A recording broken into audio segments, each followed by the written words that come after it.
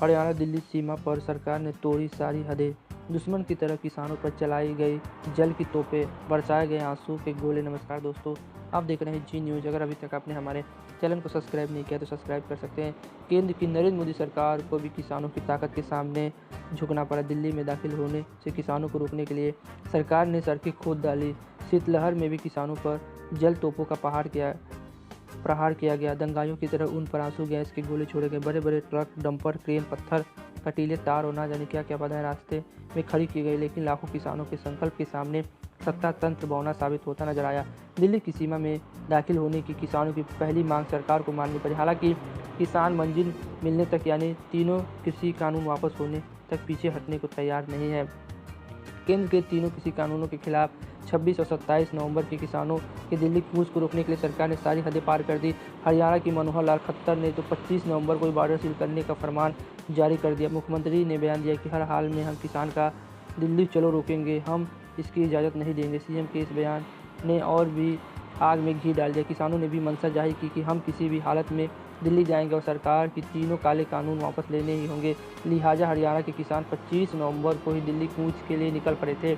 हरियाणा के किसान ने पुलिस के सभी बैरिकेड तोड़ते हुए 25 नवंबर की रात में करनाल में डेरा डाल दिया। 26 नवंबर को पंजाब से निकलते किसानों भी पानीपत में हरियाणा के किसानों से मिले।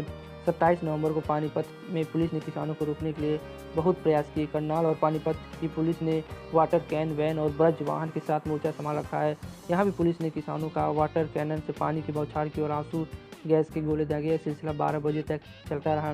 12 बजे पुलिस ने हाईवे पर भारी पत्थर रखवा दिए, ट्रकों को खड़ा कर दिया, सड़क के बराबर गड्ढे करने का प्रयास किया। किसानों ने थोड़ी झड़प भी हुई। शीतलहर के बीच पानी की बौछार से किसान पुलिस के हाथ जोड़कर रहम की गुहार भी लगाते नजर आए।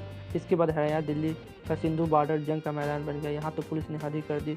तकरीबन पौने घंटे तक किसानों का यह भारी तादाद में आंसू गैस के गोले दागे गए, जिसमें तमाम किसान घायल हुए। इसके बावजूद किसानों का हौसला नहीं पस्त हुआ। पुलिस ने यहाँ बैरिकेडिंग ऐसी कर रखी थी कि कटीले तार से लेकर ट्रक, पत्थर और मिट्टी की दीवार तक बना रखी थी। आखिर में वाटर कैनन व्हीकल तैयार था। इसके इंतजाम में किसान को रोका जाएगा। दिल्ली बॉर्डर पर पुलिस ने आधा दर्जन से ज़्यादा जगह नाकेबंदी कर किसानों को रोकने की कोशिश की। अभी भी हालत ऐसे है कि बड़ी तादाद में किसान दिल्ली जाने के लिए पंजाब और हरियाणा के हाईवे पर हैं। देश की राजधानी में सरकार ने अपनी बात कहने आए साथियों की मदद के लिए किसानों का एक हुजूम दिल्ली की ओर बढ़ रहा है। किसानों का जज्बा ऐसा है कि आगे आ गया। हरियाणा के किसान ने कहा कि सिंधु बॉर्डर पर तैनात पुलिस हरियाणा के किसान नेताओं को जानती है। किसान एक अन्नदाता है और सबका पेट भरता है। आज सरकार उसी के पेट पर लात मार रही है। पंजाब से आए किसान भाई हमारे मेहमान है, इसलिए अगर नौबत आए तो पुलिस की पहली लाठी हम खाएंगे। स्थिति ऐसी बन गई कि बीजेपी सरकार की पूरी ताकत झोंक देने के बाद भी दिल्ली के चारों तरफ किसान ही किसान नजर आ रहे हैं। सैकड़ों ट्रैक्टर ट्रालियों की कतार लगी है। दिल्ली गुड़गांव, दिल्ली झज्जर और दिल्ली पलवल, फरीदाबाद और दिल्ली पानीपत, सोनीपत की तरफ किसानों का रेला है। सरकार अगर झुकी रही तो ऐसा ही नहीं हुआ तो हालत और भी बदतर हो जाएंगे। दिल्ली बहादुरगढ़ हाईवे में टिकरी बॉर्डर पर भी पुलिस और किसानों में टकराव हुआ। दिल्ली हिसार हाईवे पर बवाल मचा। सिरसा में पुलिस और किसानों का टकराव हुआ। दिल्ली अम्बाला हाईवे शुक्रवार को भी पूरी तरीके से बंद रहा। किसी कानून के खिलाफ हजारों किसान सड़क पर आने से बाद हरियाणा सरकार बेहद दबाव में है। अभी ज़्यादा दिन ही नहीं हुए हैं।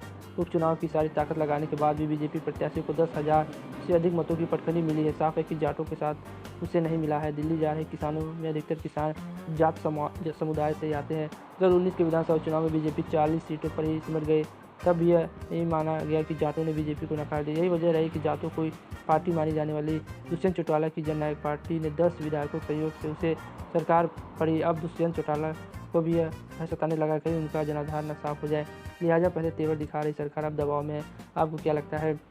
बीजेपी सरकार अब अपना कब्र खोदना शुरू कर चुकी है। किसानों को और जवानों को अगर वो अधिकार नहीं देगी तो किसान भी उसका साथ नहीं देंगे। तो आज के लिए बस इतना ही। जय हिंद, जय भारत।